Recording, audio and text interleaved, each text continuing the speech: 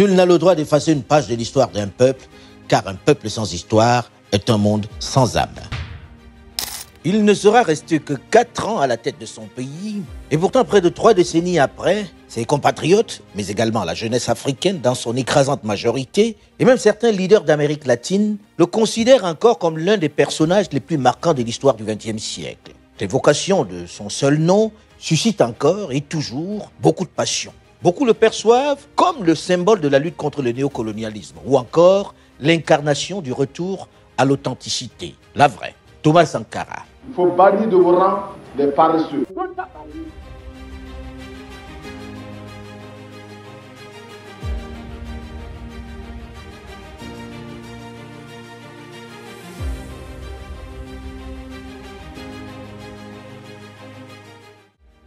Je viens à cette 39e session vous parler au nom d'un peuple qui, sur la terre de ses ancêtres, a choisi dorénavant de s'affirmer et de s'assumer dans son histoire, dans ses aspects positifs comme dans ses aspects négatifs, sans complexe aucun. Un monde où l'humanité est transformée en cirque, déchiré par les luttes entre les grands et les semi-grands, battu par les bandes armées, soumises aux violences et aux pillages. Un monde où des nations, se soustrayant à la juridiction internationale, commandent des groupes de hors-la-loi vivant de rapines et organisant d'ignobles trafics de fusils à la main.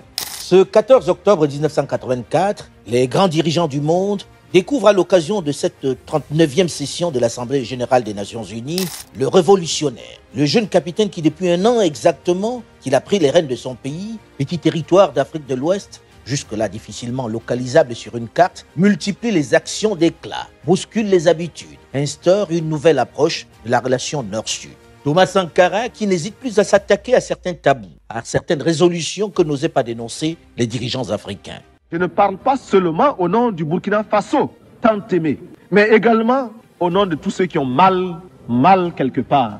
Je parle au nom de ces millions d'êtres qui sont dans les ghettos, parce qu'ils ont la peau noire, ou qu'ils sont de cultures différentes et qui bénéficient d'un statut à peine supérieur à celui d'un animal. Je souffre au nom des Indiens massacrés, écrasés, humiliés et confinés depuis des siècles dans des réserves. L'insolence, la provocation, le défi vis-à-vis de l'hôte américain ne s'arrête pas là. Après un discours fleuve où il s'en prend pêle-mêle à l'impérialisme, à la colonisation, au trafic d'armes, à la politique raciste sud-africaine et à ses soutiens, où il dénonce les incohérences dans les discours des traditionnels riches donneurs de leçons, il s'attaque à un autre sujet qui divise. Un sujet qu'évitaient soigneusement les dirigeants du Sud, Israël et la situation de la Palestine. Israël doit commencer à apprendre à devenir une nation comme les autres nations parmi les autres. Pour l'heure, nous tenons à affirmer, du haut de cette tribune, notre solidarité militante et agissante à l'endroit des combattants, femmes et hommes de ce peuple merveilleux de la Palestine. Si certains au sein de cette assemblée de la Tour de Verre de Manhattan font la grimace, Thomas Sankara, lui, est heureux. Même s'il sait qu'il s'attaque à plus fort que lui, même s'il sait qu'il n'est, comme on dit dans la forêt équatoriale, qu'une mouche sur la queue d'un éléphant, il a le sentiment, ce jour-là, d'avoir dit tout haut ce que pensent les sans-voix dont il se veut désormais l'un des porte-paroles. Il a l'intention de dénoncer partout où il le peut l'impérialisme et le néocolonialisme. L'impérialisme, l'impérialisme, le néocolonialisme, le racisme, le fantocisme, gloire, dignité, pouvoir, la patrie ou la mort, la patrie ou la mort. Merci camarades. Il faut dire que quelques jours plus tôt, bousculant toutes les règles diplomatiques, il s'est rendu dans le mythique quartier noir de Harlem pour rencontrer les communautés africaines, mais également les populations africaines américaines. Un événement exceptionnel aux États-Unis d'Amérique, où jusque-là, les autorités s'étaient employées pour empêcher les leaders africains d'aller à la rencontre de la communauté de Harlem.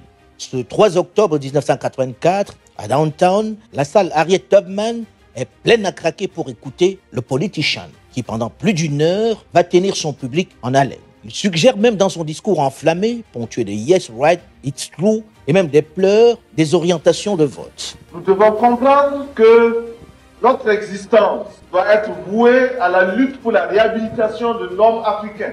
Certains Noirs ont peur et ils préfèrent s'inféoder aux Blancs. Il faut les dénoncer, il faut les combattre. Nous devons être fiers d'être noirs. Souvenez-vous, il y a beaucoup de ces hommes politiques qui ne pensent aux noirs qu'à la veille des élections. Et c'est pourquoi je vais vous montrer que je suis prêt contre l'impérialisme. That's why I'm going to show you that I'm ready for imperialism. Le public de Harlem est conquis et certains éclatent en sanglots lorsqu'ils s'exclament et annoncent que tout président africain qui vient aux États-Unis devrait d'abord passer par Harlem parce que notre Maison Blanche se trouve dans le Harlem noir. That's what I said, and I will repeat myself. My White House is in the Black Harlem. la jeunesse africaine, elle aussi, est sous le charme devant tous ces coups d'éclat, toutes ces sorties qui tranchent singulièrement avec les discours plutôt lisses et polissés que servent traditionnellement leurs dirigeants. S'agissant de nos ennemis, nous ne saurons jamais transiger. Il n'est pas question de cette fameuse sagesse. Nous avons été trop longtemps sages. Voilà les résultats de la sagesse. Né le 21 décembre 1949 à Yako, dans le centre-nord de la Haute-Volta, Thomas Sankara est un Simi Moaga, un métis de père Peul et de mère Mossi, l'ethnie dominante. Le 21 décembre 1949 à Yako, l'année de 22, il a téléphoné à son oncle Abel pour lui dire qu'il avait eu un capitaine dans notre foyer, c'est-à-dire le troisième enfant. Chers compatriotes voltaïques, aujourd'hui 5 août 1960, à 01, au nom des droits naturels de l'homme à la liberté, à l'égalité et à la fraternité, je proclame solennellement l'indépendance de la République de Haute-Volta. Thomas Isidore Noël Sankara est encore à l'école primaire lorsque Maurice Yameogo prononce cette accession de son pays à la souveraineté internationale. En 1960, quand on prépare la dépendance, il a vu dans un papier, un journal, qu'on a marqué le drapeau de Voltaïque à ce moment-là. Il a regroupé ses frères, ses amis, il y avait des petits européens aussi. Il a fait monter le drapeau français pour pouvoir descendre ça après monter le drapeau Voltaïque. Mais il y a un petit européen, c'était son collègue d'école, qui n'était pas content pourquoi on descend le drapeau français et puis monter celui de Voltaïque. Là, il y a eu Dakar. Le jeune homme, déjà animé de ce sentiment nationaliste, va très rapidement quitter Kaya pour rejoindre Ouagadougou, où il rentre dans l'enseignement secondaire. Ah, mais c'est un homme tout à fait normal, un jeune homme tout à fait normal, mais studieux, très curieux, prêt à poser toutes les questions nécessaires pour comprendre quelque situation que ce soit. On sentait peut-être quelques particularités sur les aires de jeu, par exemple. Quand on commence à jouer, très rapidement, il s'impose comme le leader. Quand il émettait une idée, vraiment, il était très convaincant. La voix du jeune garçon à la forte personnalité, fils d'un ancien combattant de la Seconde Guerre mondiale, est manifestement toute tracée dans le métier des armes. Il va donc rejoindre le Prytanée militaire de Kadiogo après son brevet d'études de premier cycle. C'est dans cette institution qu'il va vivre le changement de régime dans son pays. C'était un élève normal. Pour parler langage vulgaire, je dirais qu'il ne cassait pas des briques. Il ne se faisait pas remarquer, sauf lorsqu'il y avait une organisation à faire. Lorsqu'il fallait organiser quelque chose, Thomas était toujours là. Et quand il fallait innover, par exemple pour défiler, sortir certaines phases, il était là. Maurice Yameogo est renversé par les puissants syndicats et la rue qui dénonce la corruption du pouvoir. Je me réjouis, et mes ministres après moi, de la manière la plus pacifique dont les choses se sont résolues. Si, depuis heures, le chef d'état-major général, entouré de tous ses officiers, ait pu, en parfaite harmonie avec moi-même, pour que justement notre pays puisse continuer d'aller de l'avant, réaliser de façon si pacifique ce que j'appellerais ce transfert de compétences. L'équipe qui s'en va n'éprouve aucune rancœur. Rassurez-vous, lui, nous plaît parce qu'elle a permis d'éviter l'effusion de sang. Et c'est pour cette raison précise que le colonel Sangoulé, que je connais très bien, a bien compris lorsque nous nous sommes rencontrés qu'il fallait procéder comme nous l'avons fait. Pour la première fois, l'armée prend le pouvoir. Le général Sangoulé Lamizana remplace le vieux Maurice à la tête de la Haute-Volta.